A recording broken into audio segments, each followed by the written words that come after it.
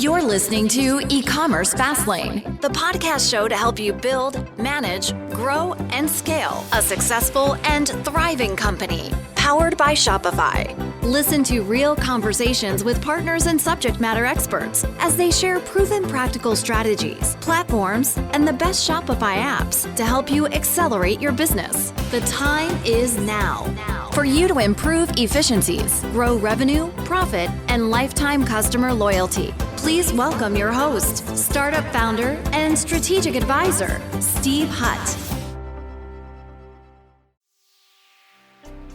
Welcome back to E-commerce Fastlane. I am your host, Steve Hutt, and today I'm really excited to unpack a challenge that I know for an absolute fact that many Shopify merchants are experiencing today.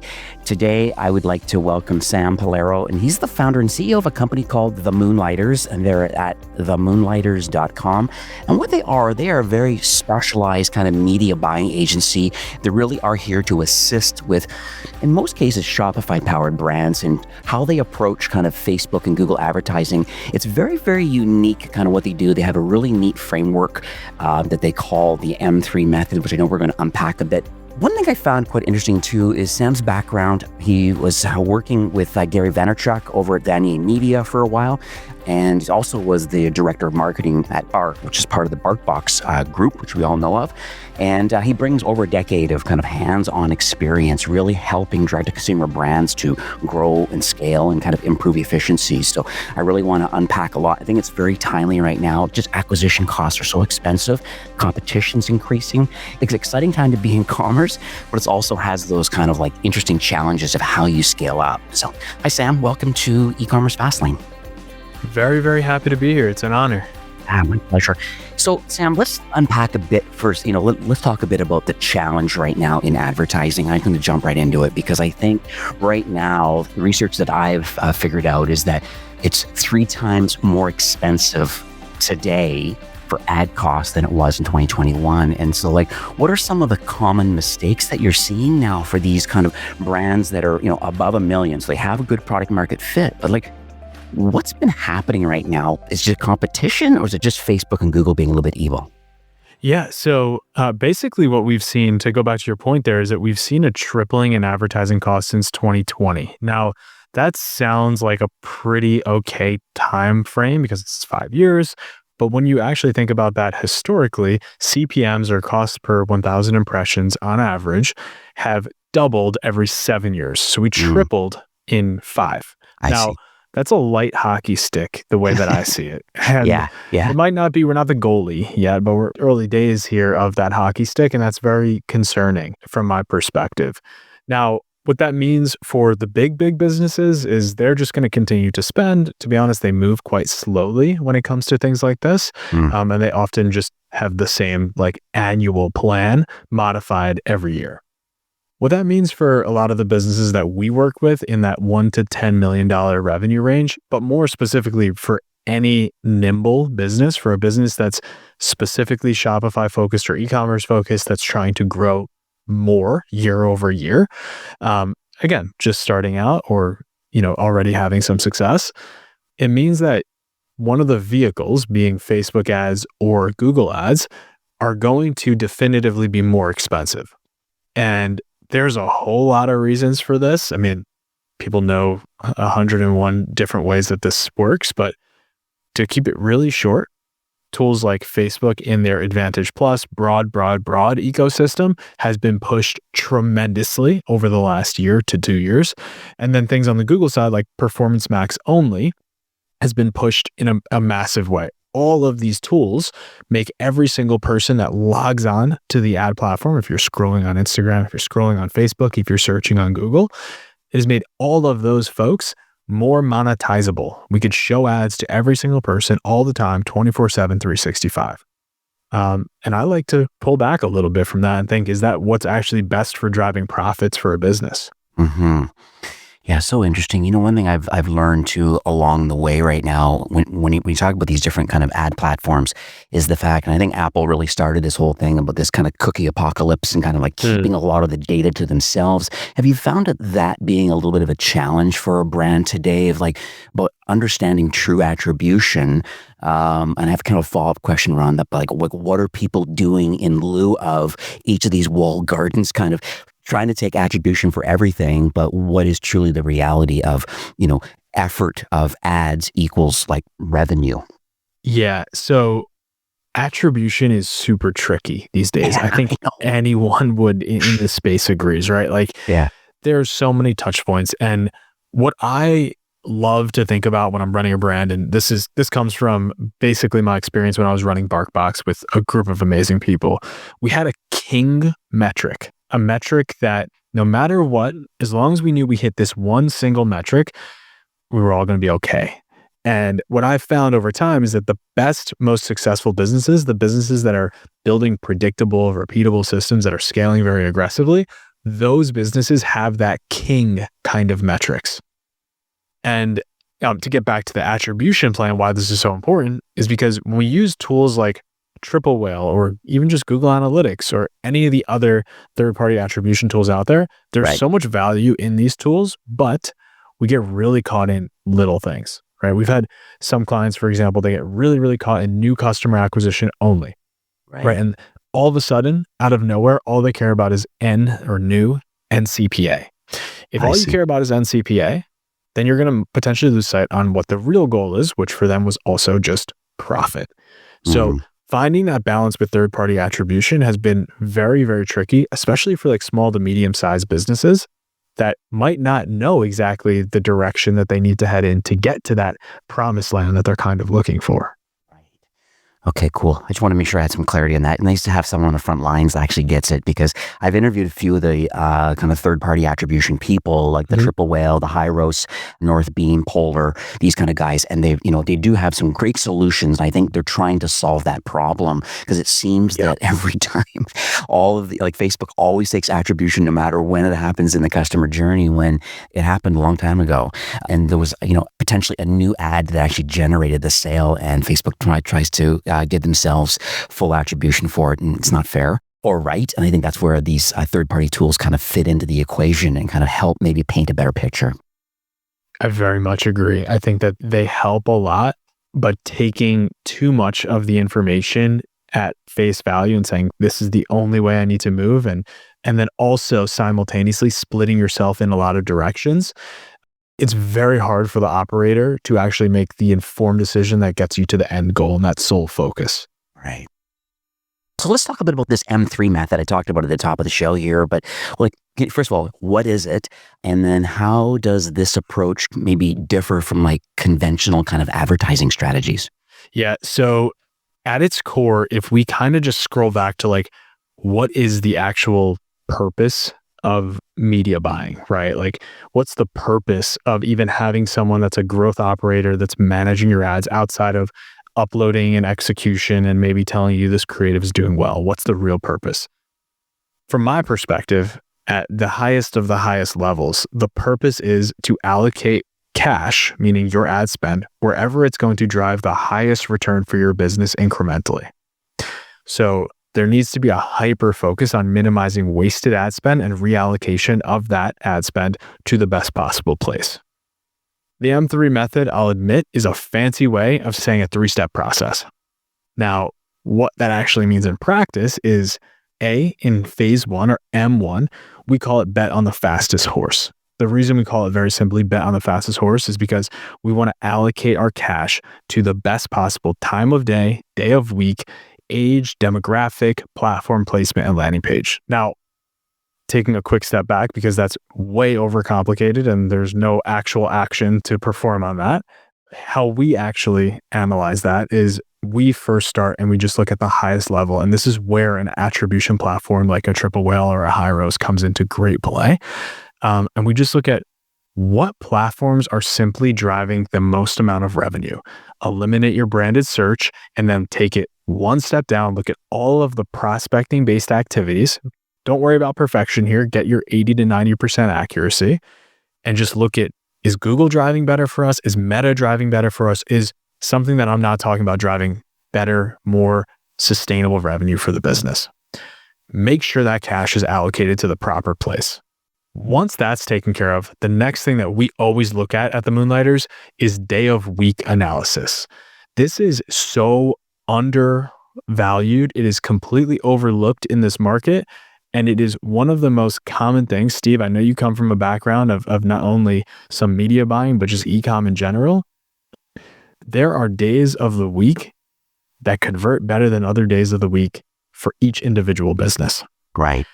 A quick story on this. When I was running at BarkBox, again, with a great team there, we'd come into the office every Monday morning. And I want to say for about the first 2, maybe even 3 months, I'd come into the office on a Monday and I would address the team and I would say, hey guys, great weekend, great weekend, great weekend, great weekend, every single Monday morning. And then I think maybe the coffee was a little bit stronger. We had that Wandering Bear tap in the office. It was a fresh stock. I recognized that there was a trend and I kind of felt a little silly, to be quite honest, in that moment. But what I realized was that, we didn't just have a good weekend. We have better weekends as this business. And I can't say exactly how much we were spending every single day, but let's hypothetically say we were spending tens of thousands of dollars Monday through Sunday, every single day, 10,000, 10,000, 10,000, 10,000, 10,000, Monday through Sunday. What we did was we recognized that, okay, maybe we could spend a little bit more on Saturdays and Sundays. So without bringing this to our data team, and yes, this was a large organization, but without bringing it to anyone, we just said, let's take this 10 and let's just turn it to 15. Again, hypothetical numbers here, but let's turn it to 15. Let's see what happens. We came in that next Monday morning, and obviously I'm checking kind of throughout the weekend. Yeah. And we saw no resistance in our cost per acquisition. We saw no resistance in our, I know a lot of people probably like to look at return on ad spend. Basically, the core KPI that we were tracking did not see a downfall. And then we brought it to the data team and we realized very simply, when people spent more time with their dogs, they bought more dog toys. So that means for us, we need to spend a lot more when people are home with their dogs, whether it's on a holiday, whether it's on the weekend. And at peak, what that did, this business was worth about $180 million at the time when in 2018, I believe. And then after a 3-year run of doing this and basically unlocking a totally new amount of spend on Saturdays and Sundays, fast forward 3 years, company went public at peak worth $2.5 billion. Now, that's not the only thing that went right, of course, but the way that I think about it is we unlocked basically 3 weeks of spending every week, where previously we were spending the same every single day. And then we started spending, again, hypotheticals, but 10, 10, 10, 10, 50, 50, 50. And that really transformed how I thought about growth marketing, how I really just perceived that the most important thing is spending cash where you're most likely to actually drive a return. I see. I think I've seen that with other businesses too. And you're talking about like day parting is one thing, but day of the week is kind of, it's not just time, it's actually the date. And I can exactly see in your particular situation too. And I think others need to be, I think that's a good takeaway right now. Others need to think about that. And then I've always wondered when people have this hypothetical amount of money that they're putting towards their net new customers, and why do they choose to cut off where they cut off? And I've seen kind of ad tools that can reallocate an existing amount of budget when you all of a sudden see that there's an uptick, because there can be anomalies that happen. You're just like, I'm not going to run out of money today. If there's an anomaly happening and conversions are still happening, I need to reallocate money from another day over to now so they don't run out. Have you seen that sort of thing ever happen? Or is there some kind of like an AI or kind of a dynamic situation? You're saying, hey, day of the week, this is important. We're going to hypothetically boost it up because they're with their dogs and they want to buy toys. I get that. But what happens if these anomalies or strange things happen in the middle of the night or something pops off on social and all of a sudden you run out of money? Yeah, that's a good one. I'm definitely talking on the manual, consistent, evergreen basis. But what you're getting into, this is going to get complex. This is actually our M3. Okay. I'll start on M2 and then I'll merge it all together. So M2 of what we call is essentially we want to build a predictable system. We audit dozens and dozens of ad accounts. what we normally see is two things. We either see overly simplified accounts that look like 1 or 2 or 3 Advantage Plus campaigns, all broad, smash all your creatives in there, cross your fingers. Or we see overly complex accounts, Advantage Plus, 2 CBOs, a couple ABO campaigns in there, a sale that's still running that never stopped doing well, things that are just all over the place. And what that means to me is there's really not a common place for what a structure should look like. And to be honest, every structure, every account that we work doesn't necessarily follow this framework perfectly, but this is the core. This is what's most important to build. Now, I talk about this publicly. I talk about this on YouTube. This is not any sort of secret, but the key of the actual M2, our predictable system that we like to build, most specifically on the Facebook side, is that there's a scaling mechanism. We have swim lanes in our account, meaning we have clear, what people will call bottom funnel, top funnel, mid funnel, or top, mid, bottom. We call it prospecting for new customers, retargeting for people who have engaged with the brand, and then retention to keep existing customers buying again. Either which way, doesn't matter. The core is that you have a prospecting campaign that graduates the top performing creatives into a scaling mechanism. And you have rules in place that don't allow you to be a human being, basically, that force not necessarily all algorithmic, but that force you based on sets of numbers to know when you're going to graduate. That's key. Yeah, I love this. Today is like a really good learning for me because this is like much more advanced than what I have done in the past or what I know in the brands that I've managed in the past. But I can see how this is, and that's why I have you on the show today, because it's just life of learning is my mantra, right? And so I totally get this predictable system that you've built up here, and it makes a lot of sense how people can graduate from an entry level kind of top of funnel awareness campaigns, and how that prospecting kind of moves its way along to winning ad creative, and they go to the next step. Yeah. Should I take it away and bring us into M3? Yeah, let's go to M3, because I think, and I think from what I can see, because I did a tiny bit of research, I think this is, and I don't know what the name is, but I'm just calling it measure. But it seems like there's this performance tracking thing, or maybe this is the data-driven AI side of it, about how can we, or incrementality maybe fits into all of this. Yeah. So where the third part of our system comes into play is the heavy measurement of everything to make sure that all of these 3 steps are actually worth it for every business, because we don't want to be in a situation where we just shred apart an ad account or multiple ad accounts and cross our fingers again. We want to be in a situation where we know definitively that each step of this works, so that we have minimal turbulence with the businesses that we work with. Now, the last part of the M3 method, the M3, is taking back control. I think that we are in a state right now between Facebook and Google where people feel like these platforms are black boxes. This is very common. It feels a little overwhelming. Now, I know that Facebook and I know that Google, based on conversations that I've had, I know they're making progress on making people feel a little bit more in the light. But when you talk to a lot of business owners and you say, why aren't you running Advantage Plus, or why aren't you running Performance Max? Often what comes up is, well, I just had no idea what was working. I couldn't figure it out. I didn't know how to scale it. We hit a wall, et cetera, et cetera, et cetera. So I call M3 take back control, because right now there's a huge change and shift going on in the market. And the reason I position this as take back control is because we've built making sure we're spending our money at the right time of day, at the right day of week, and then more specifically, what platforms. 2, we have a predictable system that we like to call our predictable Facebook system. And then M3 is where we introduce cost controls to the account. Now, cost controls, some people know these as cost caps. You can call them bid caps, whatever you want. 99% of advertisers are using highest volume. Just about everyone. Right.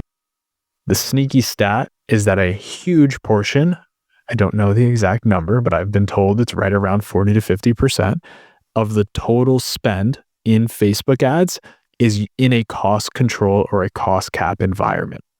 That tells me the biggest brands that we all want to be, that we all want to grow to be, they use cost caps.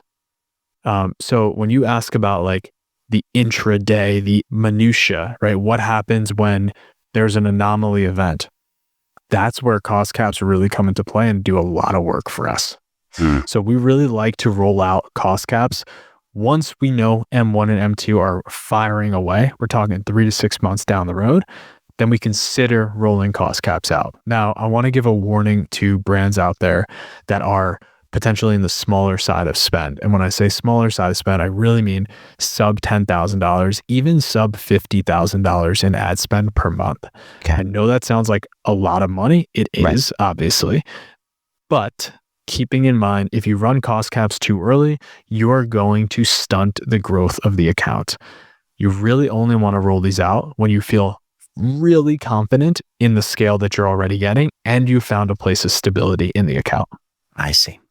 I have a question around creative because I also feel that even brands that maybe can successfully allocate their cash, as you said, they have a somewhat of a predictable system. Now you're talking about, the M3 is this take back control. And all of that I get.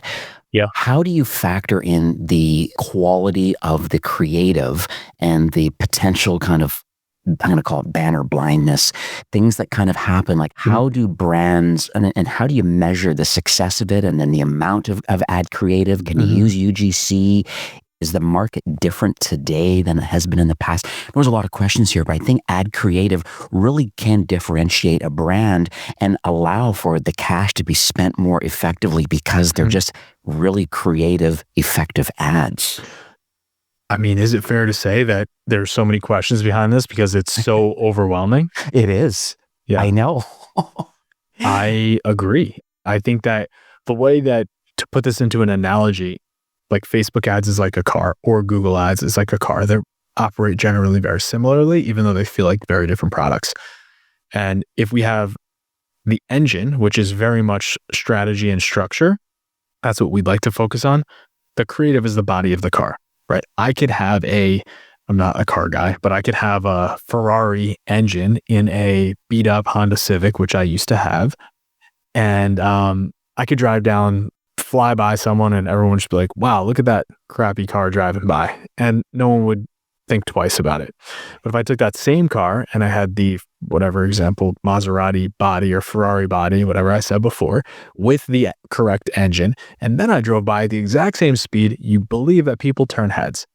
And that's the exact same analogy of what to think about how to use your creative. Now, from a creative perspective, it is super important. It's a huge variable here. And in terms of number of creatives tested and how much money to spend on your creative tests, one of the things that I emphasize heavily in M2 in that like predictable system and kind of a theme, especially a theme like when we're on the early days of a relationship, is limiting wasted spend and reallocation of that spend. It is very common for you to hear, I don't know, it's just been something that's been adopted of you spend 20% of your budget on creative testing. I promise you, not a single big brand out there, no brand that's spending $1 million a month, which is a boatload of money. No one is spending 20% of their spend on creative testing. You want to minimize the amount that you're actually creative testing, and you want to leverage the algorithm in the Facebook side, which is so incredible. Facebook could recognize within just a couple hundred impressions if it's actually going to be a creative that is scalable. Facebook looks at shares, they look at the reach, they look at the click-through rates, they look at the engagement rate, meaning just someone physically looking at the ad longer or touching any part of it. If those signals are not happening, Facebook is going to suppress that ad very quickly. They're not going to allow it to spend aggressively. And if you put that ad in a forced environment where you're saying, you must get a bunch of spend against this ad, you are severely hurting your chances as an account to grow. You need to make sure that you leverage the algorithm because the algorithm works just like the organic side. The best content rises above all. It's the cheapest to run. It gets the cheapest clicks. It gets the best click-through rates. Gets more people to your site. That's where I really fall on the creative side. Limit that wasted spend.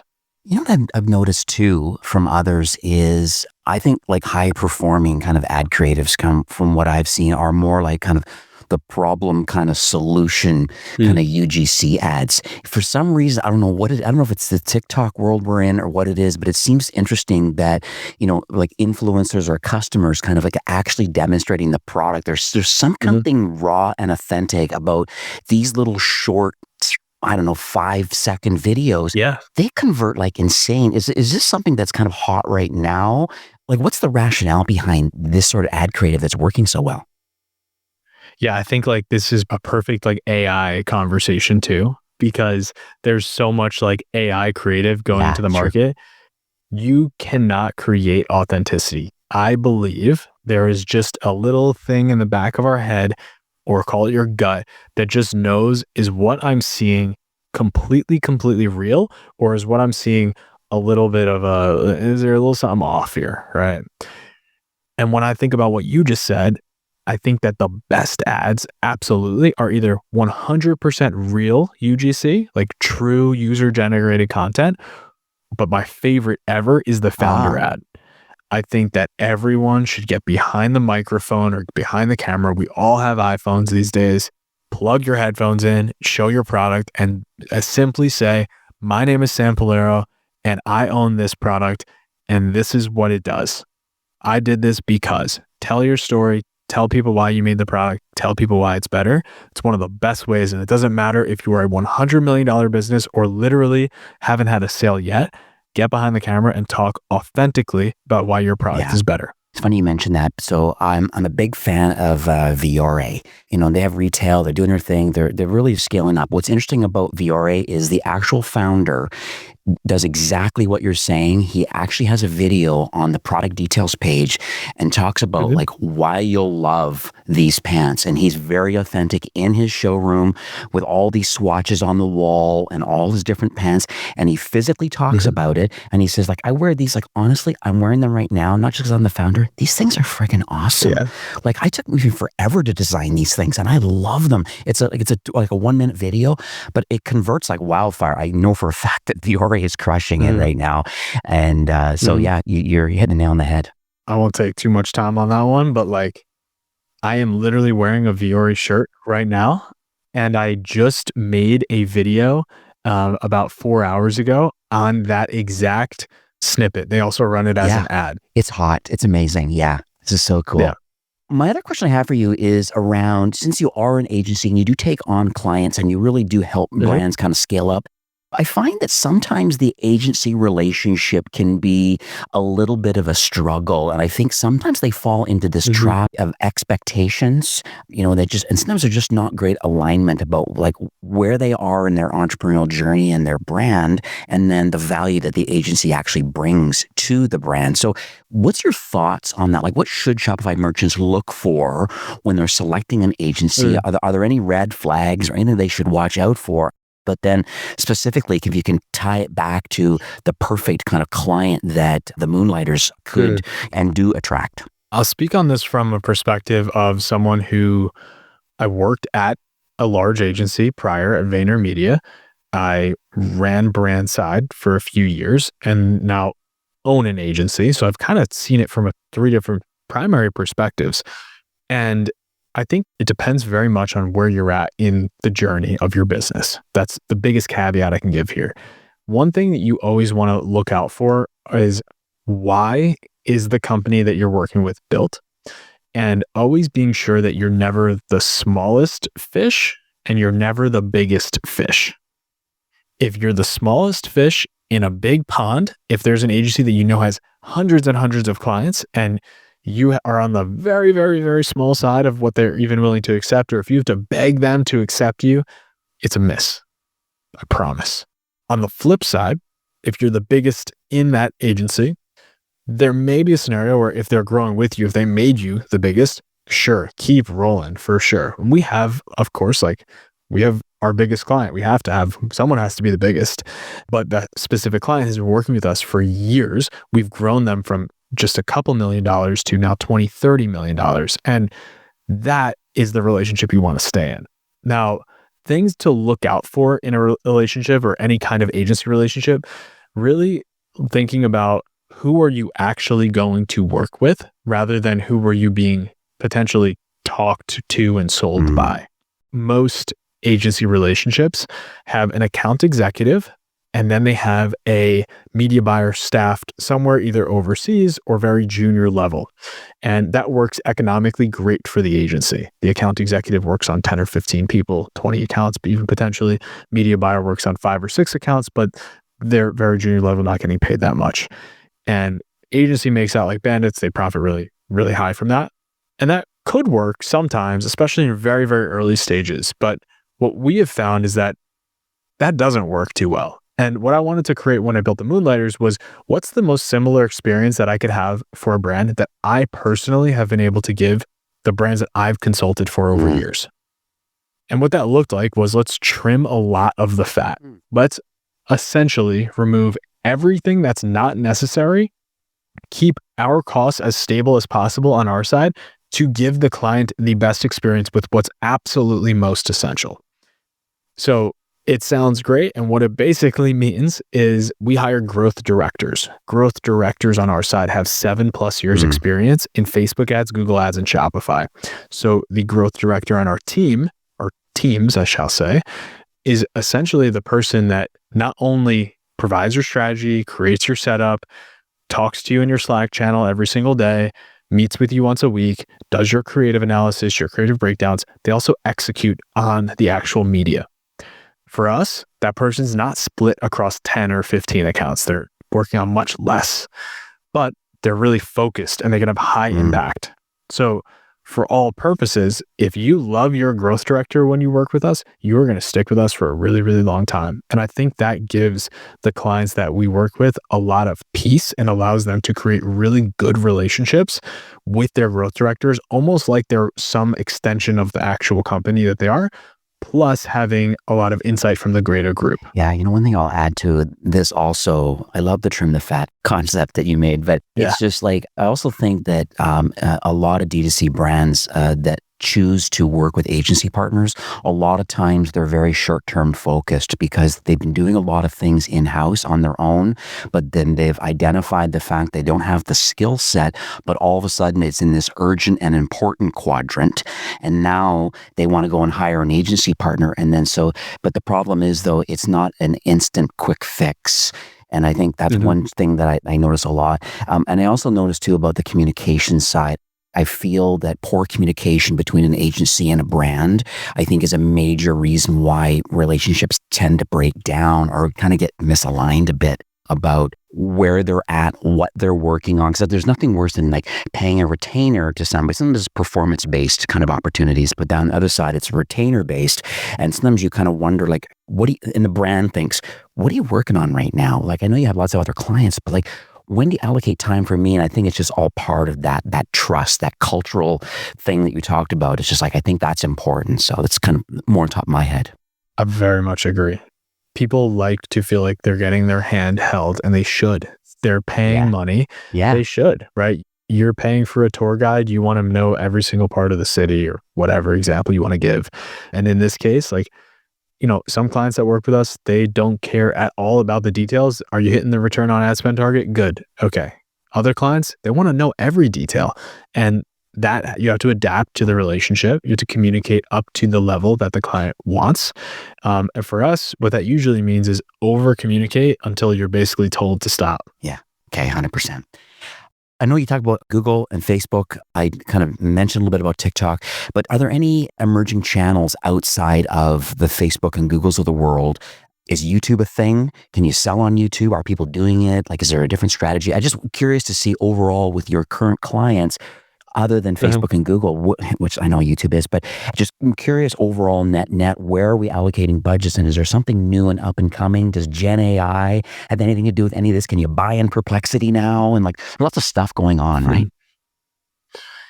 Yeah, there is a lot moving and a lot's going to change. The landscape's going to continue to change. From my perspective, I don't want brands to get too far away from what actually works. I don't think catching the next trend for 30 days is going to transform a business. People get shiny object syndrome a lot. And that's even why I'm hesitating to even say some of the things that are on my mind, because like people will jump to it and forget the fact that Meta ads is still young. Like TV ads have been around for what? 50 years. Yeah. Something like that. Yeah. Yeah. And like, they're still working. Clearly. Like, Yeah. the cranking Mhm. actually. And like, people think that Meta is just dying or Google might die. They're not going anywhere. These ad platforms have hundreds of millions, billions of dollars flowing into them. They are so dialed in. I think these are the most important platforms, period.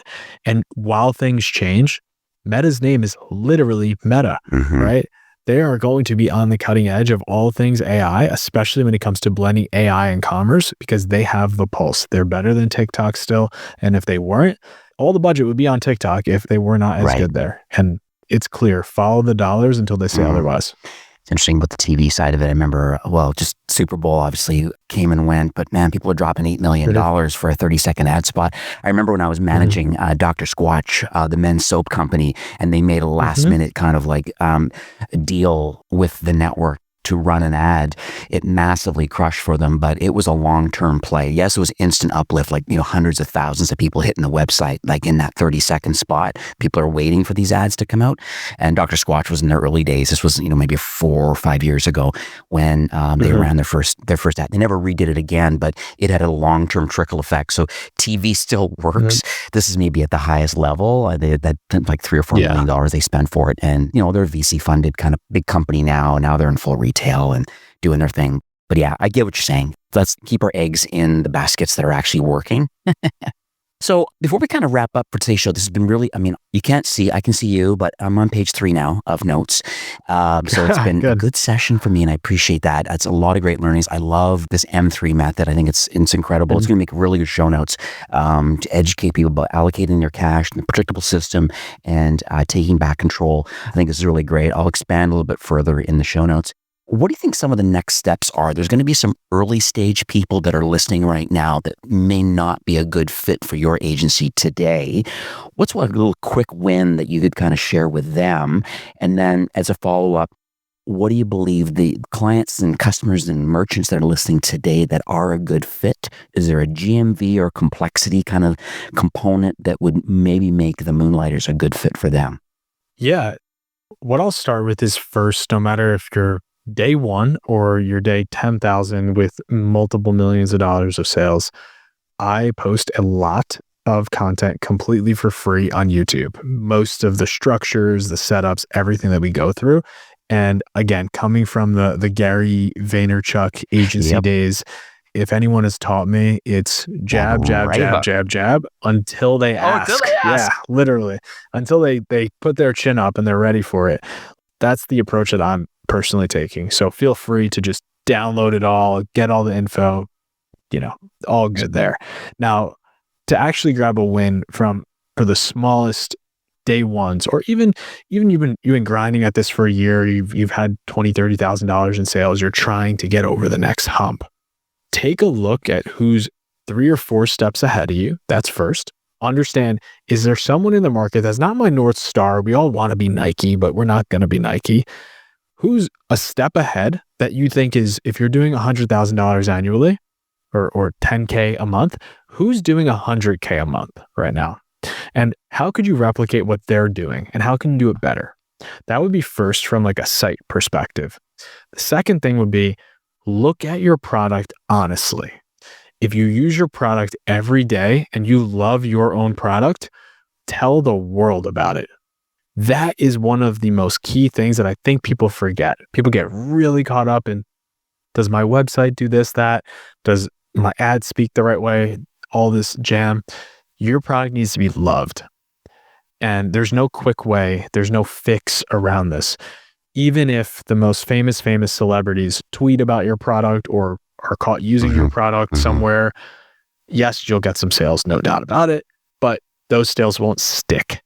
And the only way you have a sticky e-commerce business that comes back over and over and over again and builds steadily with existing customers and new customers is your product needs to be A+. So always consider that. And I really encourage people, think about where you're cutting cost. Think about what you're doing in your product and how you could truly make it better, especially when it comes to clothing and beauty and wellness products. There is a way to improve your product, and you are likely cutting slight costs out of things, whether it's on material or whether it's on formula.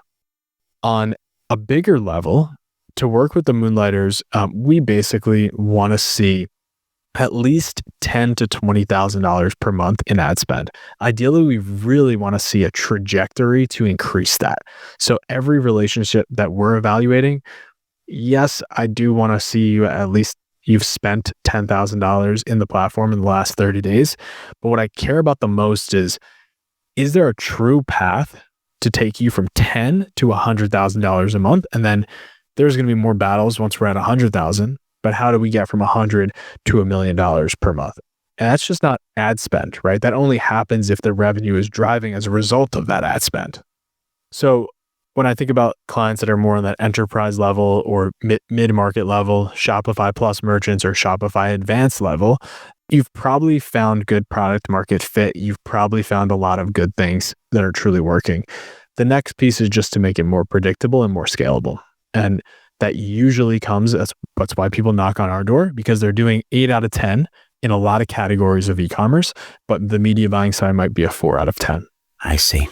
If you feel like you don't have a pulse on things, if you feel like your current media buyer, your current agency doesn't inform you on what's going on, and most especially, if your growth team, your media buyer, however you're categorizing your marketing team, your growth operators on your team, if they're not blending your metrics to your total business profit, wake up a little bit on it. I think that's key. You have to make sure that your bank account at the end of the month correlates to what's actually going on from an ad spend and a growth perspective. Yeah, this is amazing advice. I just went to your YouTube channel. You're crushing it. I'll make sure I put that. It's Sam Polaro. Thank you. It's Polaro or Polaro? What's the correct pronunciation? It's Polaro. Polaro. Okay, Yes. good. So it's at Sam Polaro. I'll put that in the show notes. You're on your way. You're getting lots and lots of views. And you know what? Once again, you're paying it forward, really, to be quite honest with you. And I think it's all part of, exactly what Gary says. It's just like we're in a gold rush right now from a social media perspective. And this is the best way to kind of share your expertise out into the wild. And the cards fall when they may. I think you've kind of set the stage for the right people that are listening today. Hey, if you're in your early days, here's sort of things you should be working on. But if you're, kind of further along the 10K plus kind of per month of ad spend, you're looking to scale that up to 100, then the Moonlighters could be a great opportunity and certainly worth the conversation. I think that's probably the first step. And so I understand you have like a special offer too for those that want to learn more about the Moonlighters. I'll kind of pass the torch to you, so to speak, and let me know what offer you want to share with our listeners. Yeah, first off, kind words. I very much appreciate that. Yeah, my pleasure. Yeah, on our side, we keep it pretty simple. So anyone that comes from the e-commerce Fastlane podcast, either let us know or shoot it in the notes on our call, and we'll just completely remove the onboarding fee that we normally charge. That could be at minimum $2,000, even higher, depending on the complexity of your account. I don't want that to deter people, but if you are watching this, absolutely, we'll waive that. Okay. This is lovely. Well, thank you so much for that. I massively appreciate it. This has been very, very eye-opening. I think I want to wish you continued success. There's a lot of great case studies, video case studies on your homepage. There's a lot of clients that are extremely happy with kind of like what you've done. I think once again, like you've put in the hard work over the years through Vayner and then in through the BarkBox group and stuff like that. And now continued on with your own agency. So I think this is pretty exciting times to be in commerce. And I appreciate you and your team and kind of what you guys are up to. And I think this has really been a great episode, but thanks again for recording. Thank you, Steve. I very much appreciate it. Happy to be here. All right. Have yourself a great afternoon. You too. Well, that's it for today's episode. I'd like to thank you personally for being a loyal listener of e-commerce Fastlane. It's my hope that this podcast is offering you a ton of value through growth strategies, tactics, and exclusive insider tips on the best Shopify apps and marketing platforms, all with my personal goal to help you build, manage, grow, and scale a successful and thriving company powered by Shopify. Thanks for investing some time today and listening to the show. I'm so proud and excited that you have a growth mindset and are a constant learner. I truly appreciate you and your entrepreneurial journey.